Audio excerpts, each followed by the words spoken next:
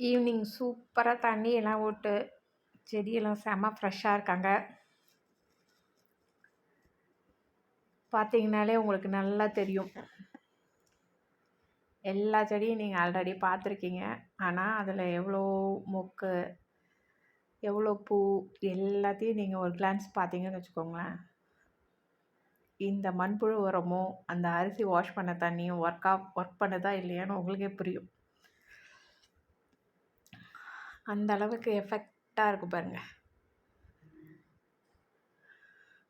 மண்புழு உரம் ஒரு கைப்பிடி, அரிசி வாஷ் பண்ண தண்ணி அப்பப்போ, மீன்ஸ் ரொட்டேஷனில் கொடுக்குறோம்.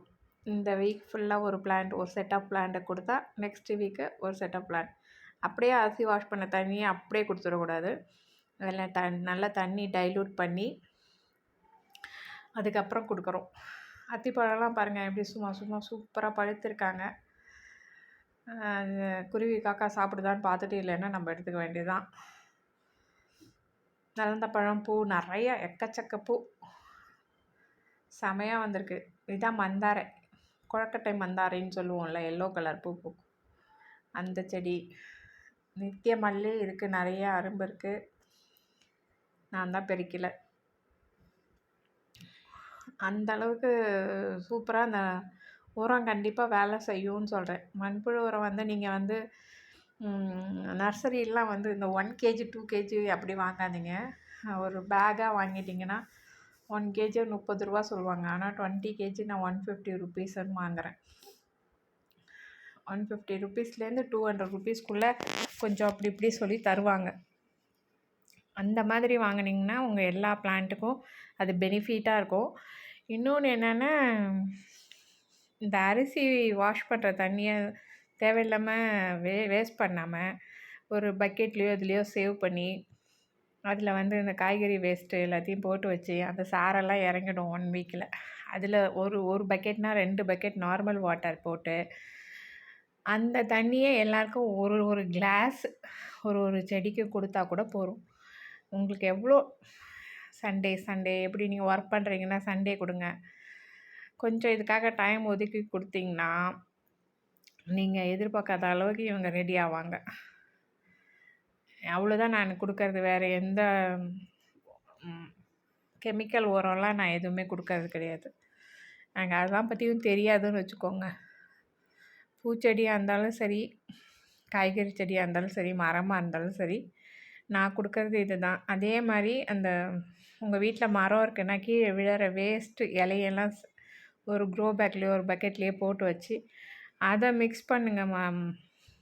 மண்ணு கூட கொஞ்சம் மண்புழு உரம் போட்டுக்கோங்க. இல்லை மாட்டு சாணி கிடைக்குதா அந்த உரம் போட்டுக்கோங்க.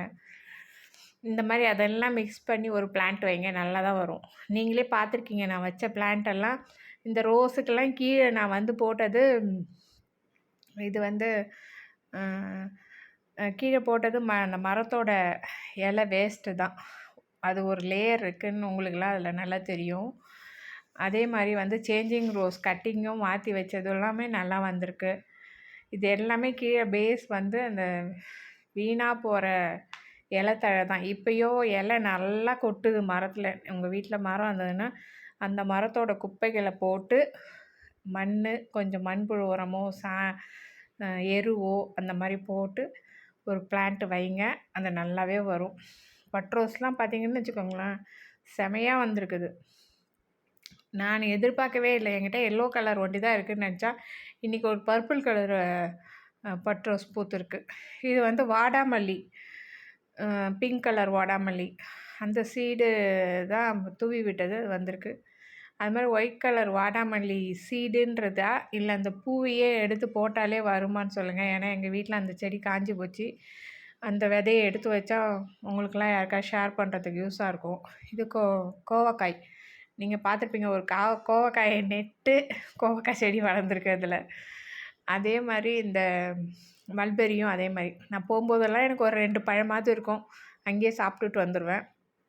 இது வந்து அந்த பசலைக்கீரை சொல்லுவாங்கள்ல, அது எல்லாமே வந்து சூப்பராக வந்திருக்கு. அதே மாதிரி தண்ணி 2 நாளைக்கு ஒரு தடவை கண்டிப்பாக கொடுத்துருங்க. ஏன்னா இப்போ வெயில் அடிக்கும். உங்கள் ஊரில் மழை பெஞ்சா ஓகே, எங்கள் ஊரில் வெயில் தான் இப்போது. 2 டேஸ் ஒன்ஸ் வந்து நான் தண்ணி கரெக்டாக கொடுத்துட்றேன். டைம் கிடைக்கும்போது அந்த அரிசி அந்த தண்ணியெல்லாம் சேவ் பண்ணிகிட்டே வருவேன்.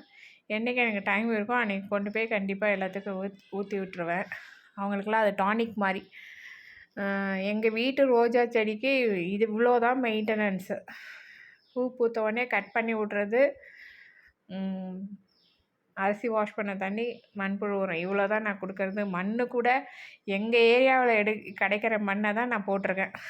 மண் வெளியிலேருந்துலாம் நான் எடுத்துகிட்டு வந்து போடுறதில்ல. எங்கள் ஏரியாவில் கிடைக்கும்ல, கடைக்கால் நோண்டும் போது அப்பப்போ ஒரு பேக் எடுத்துகிட்டு வந்து வைப்பேன். அந்த இது தான் போட்டிருக்கேன். கொய்யா மரம் கூட சூப்பராக வந்திருக்கு, வாழை மரம் கூட சூப்பராக வந்திருக்கு. கோகோ பிட்டு தேவைப்பட்டால் தான் நான் வாங்குவேன். மண் கம்மியாக இருக்குது அப்படின்ற சில பிளான்ட்டுக்கெல்லாம் கோகோ பிட் தேவைப்பட்டால் வாங்குவேன். அதுவும் ஹோல்சேலில் 50 கிலோ 300 ரூபான்னு வாங்குவேன். நான் ஒரு நர்சரியில் வாங்குற இடத்துல அங்கே அவங்ககிட்ட நான் ரெகுலராக வாங்குறதுனால எப்போ தேவைப்படுதோ அப்போ வாங்கிக்கிறது தான். இப்போ தான் இன்றைக்கி தான் வந்து 1 மாதத்துக்கு அப்புறம் எல்லா செடிக்கும் மண்புழு உரம் கொடுத்தேன். எல்லாத்துக்கும் ஒரு கை. இந்த கருப்பு கருப்பாக இருக்கிறதெல்லாம் மண்புழு உரம் தான். போட்டுட்டு செடிக்கு தண்ணி ஊற்றியாச்சு. அப்புறம் அந்தந்த செடியில் வந்து காயிற இலைய அதுக்கே போட்டுடுவேன். மாடியை பெருக்கி வர வேஸ்ட்டான இலை, இந்த ரோஸ் செடி பாருங்கள், நான் வைக்கும்போது நீங்கள் பார்த்துருக்கீங்க. நான் வாங்கிட்டு வந்து வச்சபோது இன்றைக்கி அதில் எவ்வளோ மொக்கு இருக்குது பாருங்கள். கிட்டத்தட்ட 7-8 மொட்டு இருக்குது. அது மாதிரி இந்த கொத்தமல்லி சீடு எடுத்து வைக்கிறேன், யாருக்கு தேவைப்பட்டால் கொடுக்குறேன். அது ஒரு பல்ப் மாதிரி இருக்கும். அப்போ எடுத்து வைக்கல, இப்போ எடுத்து வைக்கிறேன். தேங்க்யூ.